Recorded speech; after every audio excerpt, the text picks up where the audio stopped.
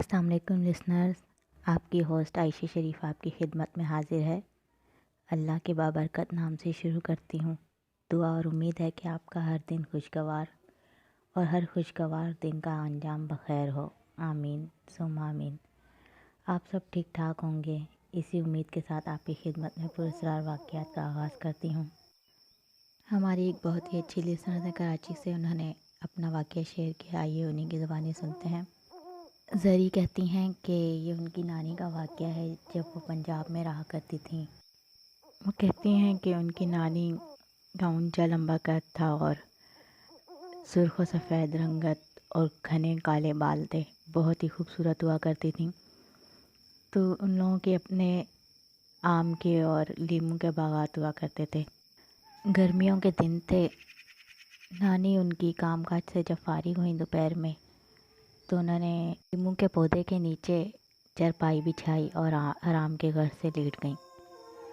ٹھنڈی ہوا کے جھونکے آ رہے تھے، تھکاوٹ تھی کہ اسی اسنا میں وہ نیند کی آغوش میں چلی گئیں۔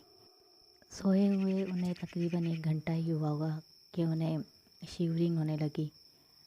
ان کی نانی جو ہے وہ کانپنے لگیں اور ان کو سردی لگنے لگی، تو وہ فوراً سے وہاں سے اٹھیں اور اندر چلی گئیں۔ میں گئیں تو وہاں پر انہیں ان کی سسٹر نے دیکھا کہ ان کی آنکھیں بالکل ریڈ ہو رہی تھیں اور وہ سردی سے کانپ رہی تھیں۔ تو ان کی سسٹر نے پوچھا کہ کیا ہوا ہے، تو کہنے لگیں پتہ نہیں، سوئے ہوئے اس طرح ہو رہا ہے میرے ساتھ۔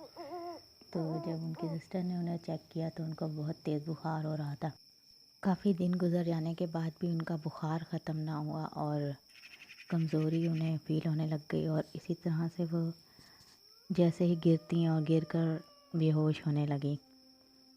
تو ان کے گھر والوں نے پہلے تو معمولی سا بخار ہی سمجھا تھا، لیکن جب ان کے ساتھ یہ سب ہونے لگا تو ان کے پیرنٹس جو ہے وہ انہیں کسی مسجد کے امام کے پاس لے گئے دم کروانے کے لیے۔ امام صاحب نے وقتی دم تو کر دیا، لیکن انہوں نے یہ بتایا کہ انہیں کسی بڑے عامل وغیرہ کو دکھائیں، جہاں تک ان کا خیال ہے کہ ان کے اوپر آسیب ہو چکا ہے۔ تو پھر ان کے والدین جو ہیں وہ پریشان ہو گئے اور اسی طرح کسی کے بتانے پر وہ کسی عامل سے ملے، تو انہوں نے کہا کہ میں ان کا علاج کروں گا۔ جب عامل نے ان سے پوچھا کہ آپ کون ہو اور کیا چاہتے ہو، تو انہوں نے بتایا کہ میں ایک جن ہوں اور مجھے یہ بہت ہی خوبصورت لگی تھی اور مجھے یہ پسند آ گئی ہیں، اور اب میں اس کا پیچھا کبھی بھی نہیں چھوڑوں گا۔ اور عامل صاحب کے کافی جتن کے بعد جو ہے وہ جن جانے کو تیار ہوا، لیکن اس کی ایک شرط تھی۔ وہ کہتا تھا کہ میں جاؤں گا تو بدلے میں قصاص کے طور پر ایک جان لے کر جاؤں گا۔ تو عامل صاحب نے کہا کہ انسانی جان کے علاوہ تم جو بھی کچھ کر سکتے ہو وہ میں دینے کو تیار ہوں۔ اور پھر وہ جن جب جانے لگا تو اس نے کہا کہ تمہیں نشانی ان کے صحن کے باہر مل جائے گی۔ اور جب وہ گیا تو بہت زہر کا دھماکہ ان کے صحن میں ہوا۔ تو جب سارے بھاگ کر گئے، انہوں نے جا کر دیکھا تو نانی کی بہت ہی پیاری بکری جو ہے وہ مردہ حالت میں پڑی ہوئی تھی۔ اس کے اوپر چھت کے اوپر سے گملہ آ کے اس کے گردن پہ گرا تھا اور وہ وہیں تڑپ کر مر گئی۔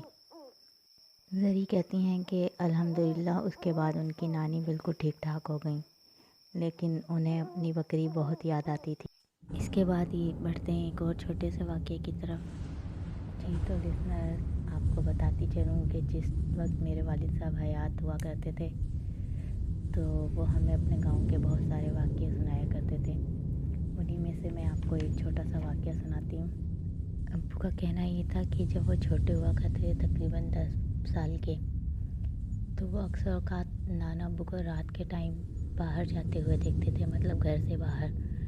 تو ابو جو ہے دادا ابو سے پوچھا کرتے تھے کہ ابا جان آپ کہاں جاتے ہیں رات میں؟ تو وہ کہتے تھے بیٹا میں کسی کام سے جاتا ہوں، تو آپ چپ کر کے سو جایا کرو، میرا انتظار نہ کیا کرو۔ تو ابو کہتے ہیں کہ ڈیلی کا معمول تھا یہ، اسی طرح سے کہ دادا ابو جو ہیں وہ جایا کرتے تھے اور پھر یہ لوگ سارے اس ٹائم سو جایا کرتے تھے، اور وہ پھر صبح نماز کے ٹائم پہ واپس آتے تھے۔ تو ابو کہتے ہیں ایک بار میں نے تجسس ہوا مجھے بہت زیادہ کہ ابا جان پتہ نہیں کہاں جاتے ہیں رات میں، اور پھر جیسے ہی فجر کا ٹائم ہوتا ہے تو واپس آ جاتے ہیں اور آ کر نماز پڑھتے ہیں۔ ابو کے دل میں تجسس تھا اور انہوں نے کہا ایک رات میں نے بھی فیصلہ کیا کہ میں آج ابا جی کا پیچھا کروں گا کہ ابا جی جاتے کہاں ہیں۔ کہنے لگے جو ہی ابا جی گھر سے نکلے تو میں بھی پیچھے پیچھے چل دیا ان کے۔ کیا دیکھتے ہیں کہ وہ کچھ ہی دور گئے ہیں تو گھروں کے سامنے ہی وہاں پر قبرستان ہوا کرتے ہیں، تو ابا جی جو ہیں وہاں پہ ایک مخصوص قبر کے پاس گئے ہیں اور وہاں جا کے بیٹھ گئے۔ تو ابو کہتے ہیں کہ میں کچھ ہی فاصلے پہ کھڑا درخت کے پیچھے سے ان کو دیکھ رہا تھا کہ ابا جی کیا کر رہے ہیں۔ تو ابو کہتے ہیں میں جیسے ہی وہاں پہ کھڑا ابھی دیکھ ہی رہا تھا تو مجھے باقاعدہ طور پہ اللہ اللہ کی آوازیں آ رہی تھیں۔ تو وہ کہتے ہیں میں غور کرنے لگا کہ یہ آوازیں کہاں سے آ رہی ہیں، اور دادا ابو جس سائڈ بیٹھے ہوئے تھے وہیں پہ ابو کی نگاہ گئی تو ان کو محسوس بھی ہو رہا تھا کہ وہیں اسی طرف سے آوازیں آ رہی ہیں۔ تو دادا ابو اس قبر سے کان لگائے وہ آوازیں سن رہے تھے اور اس قبر میں سے وہ آوازیں آ رہی تھیں۔ ابو کہتے ہیں جب میں نے یہ ماجرا دیکھا کہ روز ابا جان اس لیے یہاں پر آیا کرتے تھے تو میں ابا جان کے قریب چلا گیا اور جا کر میں نے جو ہی آواز لگائی کہ ابا جان یہ کون ہے۔ کہتے ہیں اسی وقت ہی وہ قبر سے آنے والی آواز جو ہے وہ تھم گئی اور ابا جان بھی سر اٹھا کر انہیں دیکھنے لگے۔ تو ابا جان کو بہت غصہ آیا اور انہوں نے کہا تم یہاں کیا کر رہے ہو، چلو گھر۔ ابو کہتے ہیں کہ اس دن ابا جان کی ڈانٹ کی وجہ سے میں پھر گھر واپس آ گیا اور ابا جان بھی میرے پیچھے ہی آ گئے۔ کہتے ہیں پھر میرے ابا جان نے مجھے بتایا کہ یہ ان کے ابا جان کی قبر ہے جس میں سے یہ آواز آیا کرتی تھی۔ تو وہ کہتے ہیں کہ بہت سال ہو گئے وہ روزانہ جاتے ہیں اور اسی طرح سے ان کی آواز کو سنا کرتے تھے اور انہیں سکون ملا کرتا تھا۔ ابا جان نے مجھے یہ بات کسی کو بھی بتانے سے منع کر دیا۔ میں خاموش ہو گیا، لیکن اگلے دن جب پھر ابا جان اسی طرح رات میں قبرستان گئے ہیں تو ان کی واپسی تک میں شدت سے انتظار کر رہا تھا کہ ابا جان سے پوچھوں گا کہ انہیں دادا ابو کی آواز آئی، لیکن ابا جان بہت ہی افسردہ اور اداس سے واپس آئے اور کہنے لگے کہ شریفی تم نے کیا کر دیا، اب یہ آواز مجھے نہیں آیا کرے گی، اور یوں ہی ہوا کہ وہ آواز پھر آنا بند ہو گئی۔ جی تو لسنر، امید کرتی ہوں کہ آپ کو آج کے پیش کردہ واقعات پسند آئے ہوں گے۔ آپ سے درخواست ہے کہ آپ بھی اپنے ساتھ پیش آنے والے واقعات ہمارے واٹس ایپ پر شیئر کریں تاکہ ہم انہیں اپنے چینل پر پیش کر سکیں۔ اس کے ساتھ آپ سے یہ بھی گزارش کروں گی کہ میرے چینل کو لائک اور سبسکرائب کریں۔ اپنا اور اپنے والدین کا خیال رکھیں، خوشیاں بانٹیں، خوش رہیں۔ اس کے ساتھ ہی اجازت چاہتی ہوں بہت سی دعاؤں کے ساتھ، اور آپ بھی مجھے اپنی بہت ساری دعاؤں میں یاد رکھیے گا، میرے والدین کے لیے بھی دعا کیجیے گا۔ اللہ نگہبان، اللہ حافظ۔